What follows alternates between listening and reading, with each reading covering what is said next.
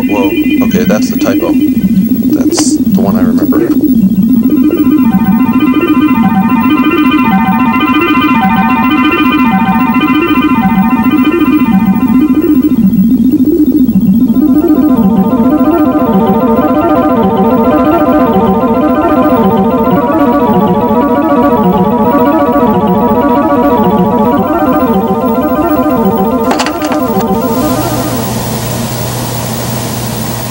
It all hangs on important facts.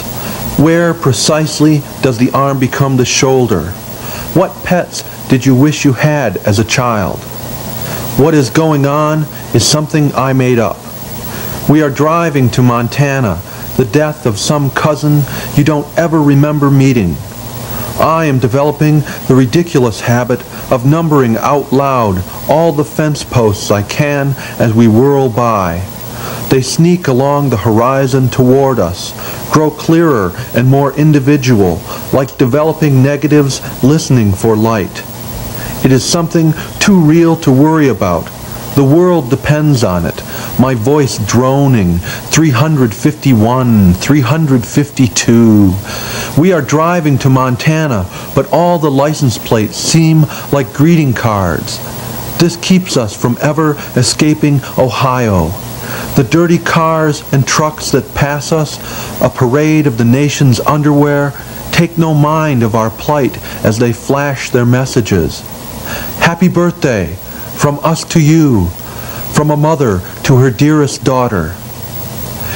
In the back seat, I can hear the children crying. Who are they, these children? They are not ours. We are too young and careful.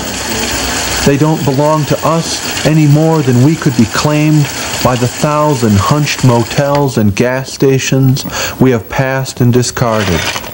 But somehow, a crying in the back seat is right for us, like drops of water on a cold dog.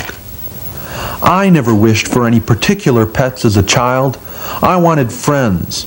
Later on, I realized that if you really wanted friends, you should by all means have pets.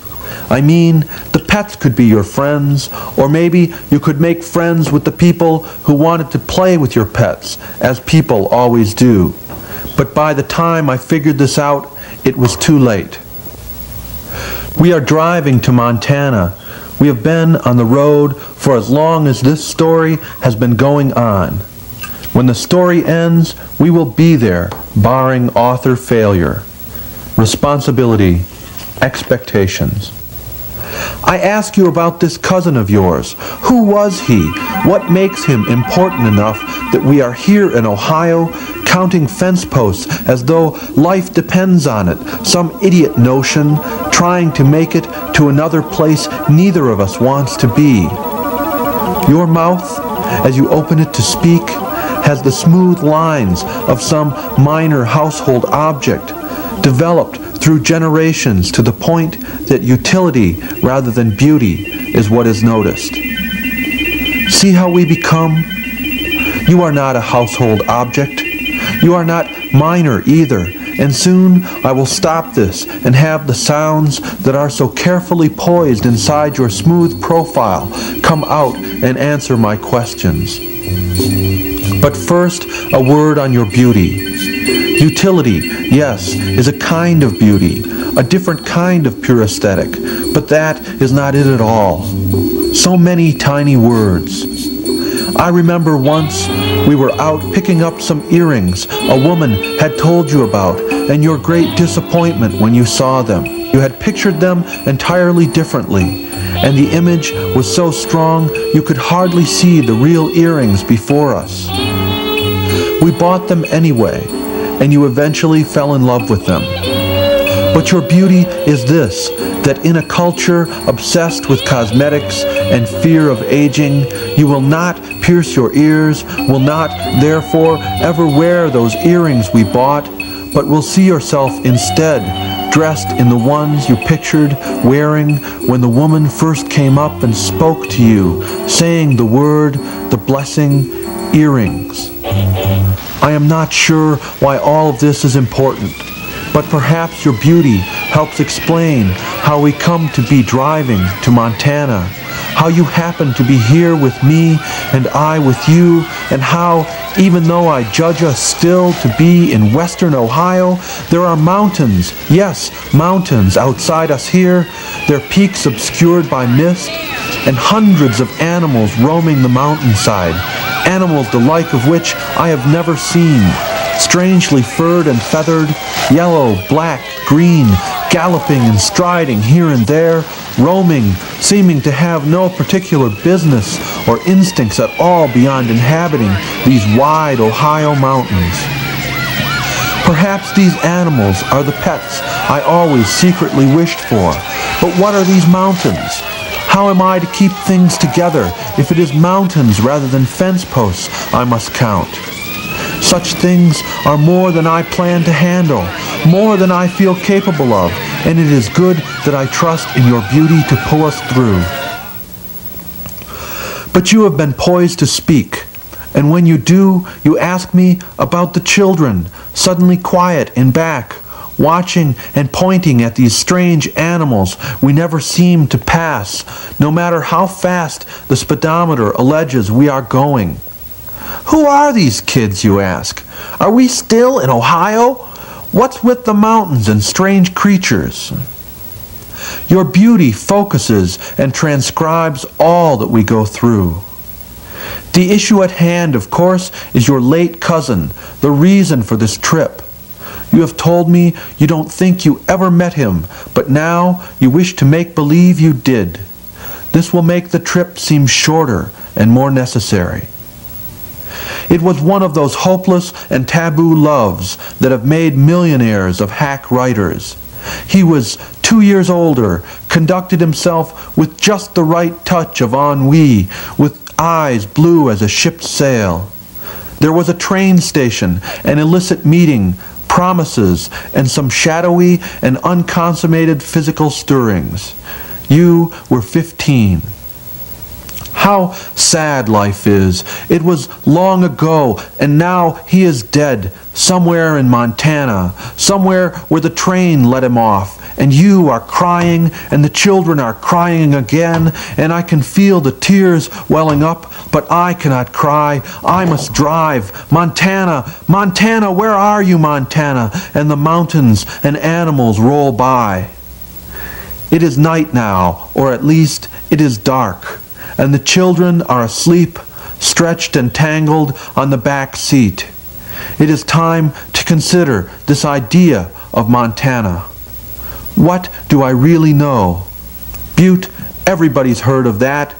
Billings, I guess, and a sort of flat mental image of mile upon mile of emptiness. Some friend claims to have been run out of the state for his radical teaching views, mostly Marxist, back in the 60s, but that may be only wishful thinking. Are there lakes in Montana? There must be Indians there. They get stuck with all the places nobody wants, deserts and so forth, and if Montana were so great, we'd hear more about it. Lots of snow in the winter, cattle, very few people, less even now that your cousin has died. Is Montana the graveyard of the world?